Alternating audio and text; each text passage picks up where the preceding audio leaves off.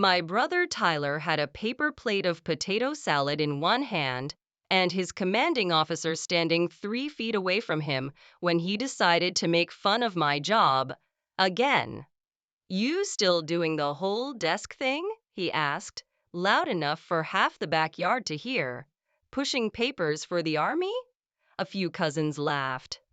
I just sipped my coffee and let the silence sit there for a second before I answered him.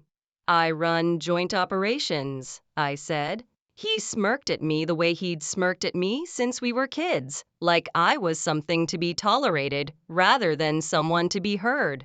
"Sure you do. Got a call sign too, or just a cubicle?" I looked past him, at the man in the pressed uniform standing near the drink table, and I said 2 words. "Viper 7. I watched the color drain out of my brother's face before the man behind him even moved. Colonel James Hale set down his cup slowly, like his hands needed a second to catch up to what his ears had just heard, and he turned to look at me the way you look at someone you've read about but never met in person. Then he did something that made my father's fork stop halfway to his mouth. He stood up straight, squared his shoulders, and saluted me. Not my brother, not my father, me, before a single other word was spoken. Tyler just stood there, plate in hand, mouth slightly open, staring at the man he'd spent the whole afternoon trying to impress, now standing at attention for his little sister. He had no idea who he'd just belittled in front of, or what that name actually meant to the people who mattered. To understand how we got to that backyard, to that silence, to that salute, you have to go back a lot further than one summer barbecue. You have to understand the 2 completely different lives I'd been living for almost 15 years, and the family who never once bothered to ask about either of them. I grew up the quiet kid in a house that only had room for one kind of story. My father, Frank, a retired police captain who measured every man's worth by rank, medals, and how loudly he could talk about both, had exactly one narrative running in our house, and it belonged to my brother. My mother, Diane, a woman who believed keeping the peace mattered more than being fair, spent most of my childhood smoothing over the moments when that narrative left me out entirely. And Tyler, my brother, the family's golden boy, a man who could turn a parallel parking job into a heroic tale if enough people were listening, never had to work very hard for their attention. He just had to show up.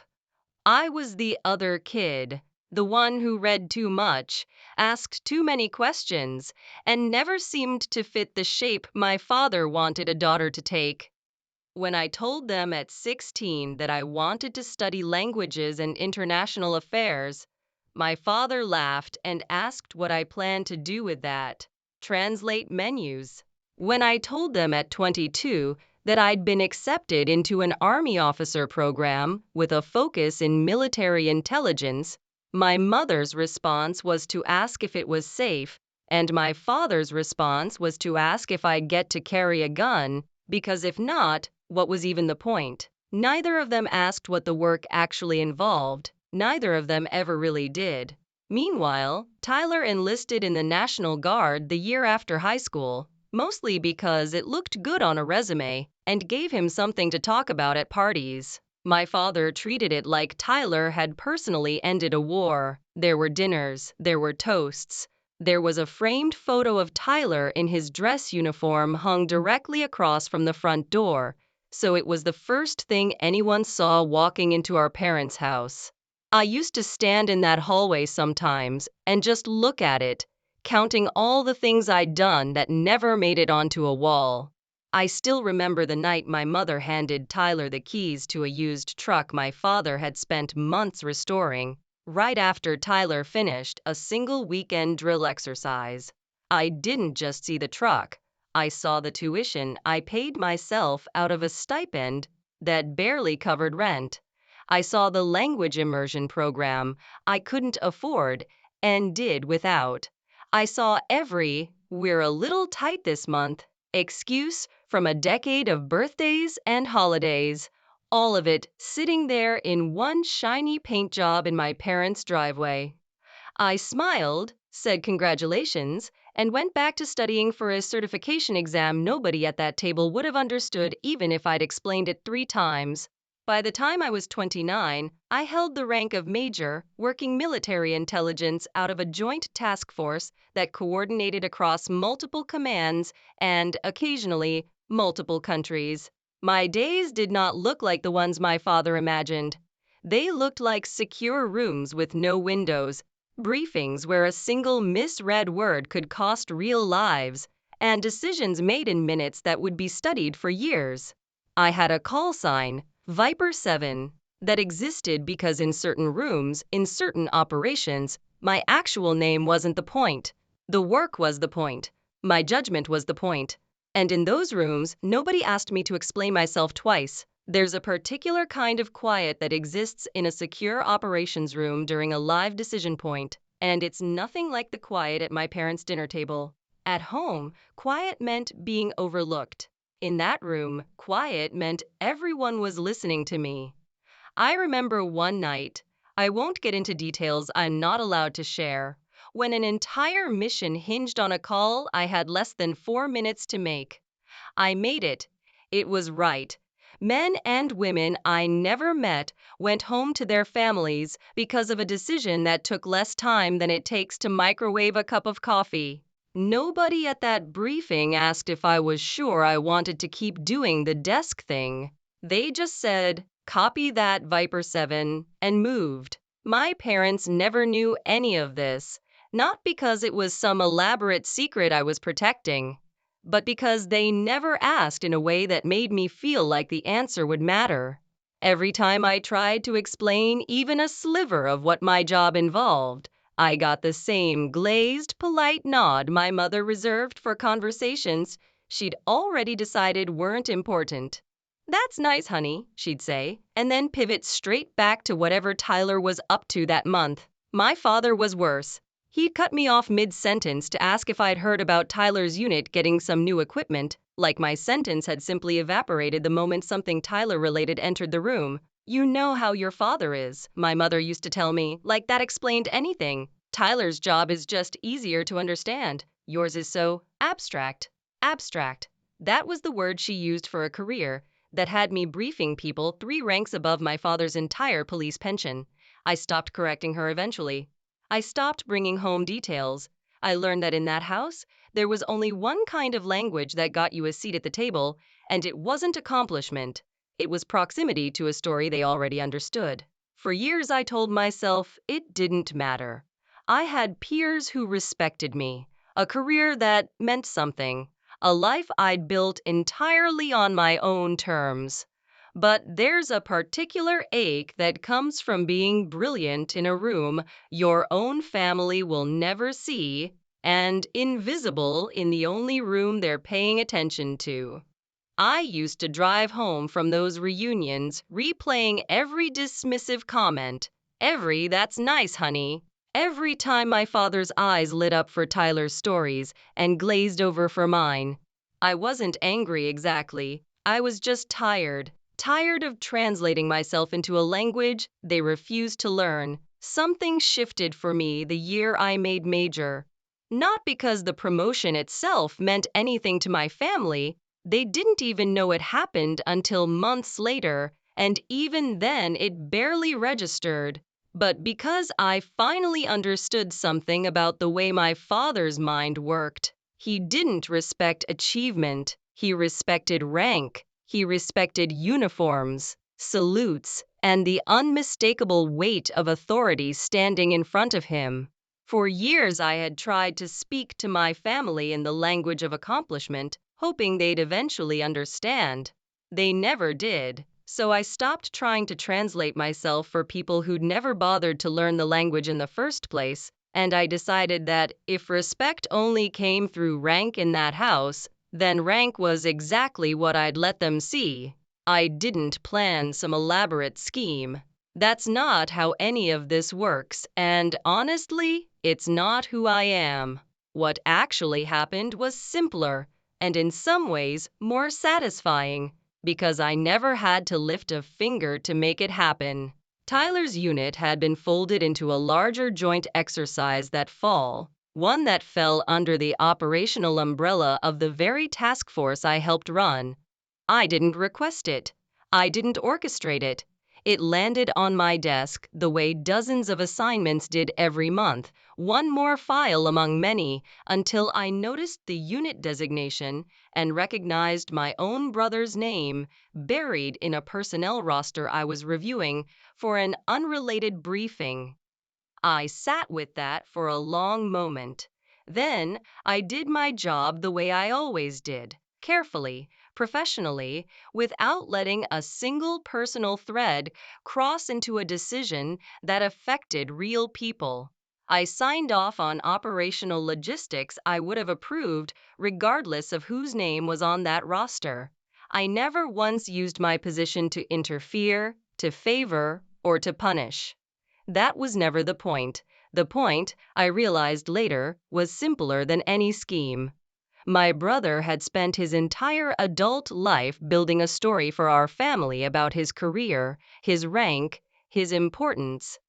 He just never imagined that the woman he mocked at every holiday dinner was already standing several rungs above the ceiling he thought he'd reached.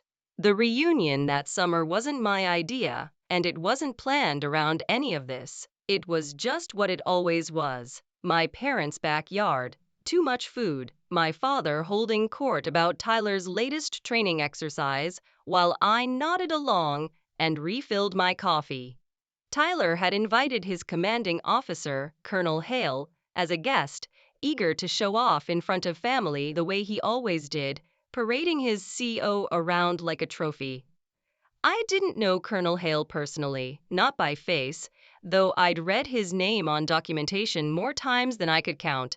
I had no idea, sitting there with my coffee, that the next 20 minutes were about to rearrange everything my family thought they understood about me. It started the way it always did. Tyler, riding the high of having an actual colonel at our parents' barbecue, needed an audience, and I was standing right there. "You still doing the whole desk thing?" The words weren't new. I'd heard some version of that sentence at every family gathering for a decade. What was different this time was who was standing close enough to hear it and what I decided to do about it. I could have deflected the way I always did. I could have smiled, said something vague, let him have his moment in front of his commanding officer the way I'd let him have every moment for 30 years. Instead, I told the truth, plainly, without embellishment. I run joint operations, and when he smirked and asked if I had a call sign too, I gave him the one that actually existed. Viper 7. I didn't say it for effect. I said it because it was true. And because I was finally, quietly, done shrinking myself to fit inside a story that had never had room for me. What I didn't expect, what none of us expected, was Colonel Hale's reaction. He set his drink down, and for a moment, the whole backyard seemed to hold its breath along with him. "Viper 7, he repeated, like he needed to hear it out loud to believe it. Then he asked, carefully, formally, whether I was the operational lead on a joint task force he referenced by a designation I recognized instantly, one connected to coordination efforts his own unit had directly benefited from without ever knowing the name behind the call sign. I confirmed it. That was all it took. Colonel Hale straightened his posture, and in front of my father, my mother, my brother, and half a backyard full of relatives who thought they understood exactly who I was, he saluted me. Not out of theater, not for show. It was reflex, respect, the kind of automatic gesture that exists in a world with real rules about who answers to whom. My father's fork stopped in midair. My mother's hand froze on the tablecloth. And Tyler just stood there, holding a plate of potato salad, staring at his commanding officer standing at attention for the sister he'd spent his whole life calling a joke. Colonel Hale didn't stop there. In a few sentences, calm and matter of fact, he explained to a stunned backyard that the coordination efforts behind a particular joint exercise, the same exercise his unit had just completed, the same one my father had spent 20 minutes bragging about that very afternoon, had been directed, in part, by the officer who ran task force operations under call sign Viper 7. He said it without drama, the way professionals describe their work, but every word landed like a verdict in that yard. My brother's unit hadn't just benefited from some abstract desk job. They had operated, in a very real sense, under my authority. Nobody said anything for a long moment. My father set his fork down entirely now, looking at me like he was seeing a stranger wearing his daughter's face. My mother's mouth opened and closed twice before any sound came out.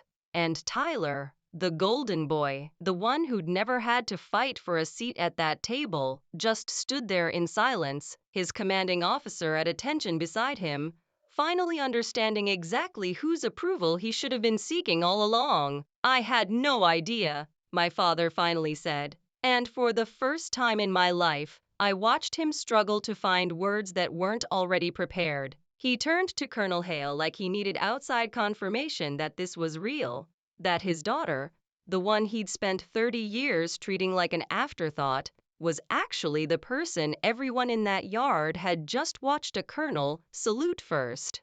Colonel Hale simply nodded and said something I don't think I'll ever forget. "Sir, with respect, I've read her assessments for 2 years. I didn't know she was your daughter. I just knew Viper 7 was the best analyst in that command. My father spent my entire life teaching me the importance of rank, structure, and who deserved to be listened to in a room." In the end, it only took 6 words for him to finally learn who outranked who in his own backyard. The rest of that afternoon unfolded quietly, without the fireworks you might expect. Tyler didn't yell or storm off. He just got very quiet, the kind of quiet that doesn't come from anger, but from finally seeing something you spent years refusing to look at. My mother kept glancing at me across the yard like she was trying to reconcile the daughter she thought she knew with the officer a colonel had just saluted. My father asked me, later that evening, in a voice I'd never heard him use with me before, if I could tell him more about what I actually did. I told him what I could. He listened, really listened, for the first time in longer than I could remember. I didn't gloat. I didn't need to. There's a particular kind of peace that comes from being seen accurately after years of being seen through a distorted lens, and gloating would have cheapened it. I drove home that night with the radio off, replaying the moment Colonel Hale's hand came up in a salute, not because I needed the validation, but because some small, tired part of me had spent 30 years wondering if I'd ever be seen clearly by the people who were supposed to see me first. That night, at least for a moment, I was. Word travels fast in families, even the quiet ones. Within a week, my mother had mentioned the reunion to at least 4 different relatives, though I noticed she still struggled to explain exactly what I did, settling instead for vague phrases like something important with the government. My father, to his credit, tried harder. He started asking real questions, the kind that required actual answers instead of polite nods. It wasn't a complete transformation. Old patterns don't dissolve in a single backyard conversation. But it was a start, and after 30 years of being an afterthought in my own family's story, a start was more than I'd let myself hope for. Tyler didn't call for almost 2 months. When he finally did, it wasn't the apology I might have imagined as a kid, the dramatic, tearful kind you see in movies. It was quieter than that, more awkward, more human. He asked if I had time to talk. He told me he'd been thinking a lot about that afternoon, about the years before it, about all the times he'd made himself the center of a story that had never actually been just about him.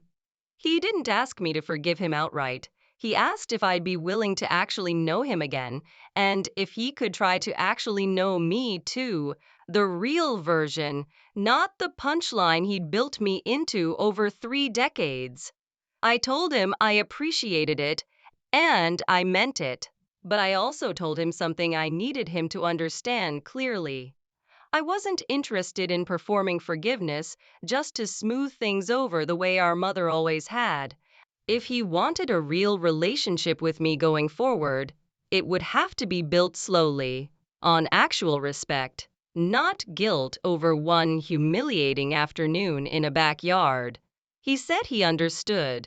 We're still working on it. Some days it feels like real progress. Other days, old habits creep back in, and I have to remind myself that one salute in a backyard doesn't erase 30 years of being overlooked, even if it did crack the door open. A year later, I was leading a larger portion of that same joint task force, overseeing analysts who reminded me, more than once, of a younger version of myself, sharp, underestimated somewhere in their own lives, hungry for a room where their judgment actually mattered. I still keep a small note on my desk, tucked under a stack of files most people never see, just 3 words in my own handwriting: seen, not explained. It reminds me that the work speaks clearly enough on its own, even when the people closest to you take the longest to listen. My father still brings up that afternoon sometimes, usually with a strange mixture of pride and disbelief, like he's still trying to fully understand how the daughter he underestimated for 30 years turned out to be the person a colonel saluted before anyone else in the yard. I let him tell that story now. I've earned it. But I know the truth is quieter and steadier than any single dramatic moment could capture. My legacy was never going to come from a framed photo in a hallway. It was built in silence, in secure rooms with no windows, in 4-minute decisions nobody at that dinner table will ever fully understand. And it only needed one afternoon and one salute to finally be acknowledged out loud. If you've ever had to prove your worth to people who spent years refusing to see it, I'd love to hear your story in the comments below. This community exists for exactly that. For the ones who were underestimated, overlooked, and told their work didn't matter until the day it finally spoke for itself. Subscribe if you want more stories like this one, because your story and your expertise deserves to be recognized too.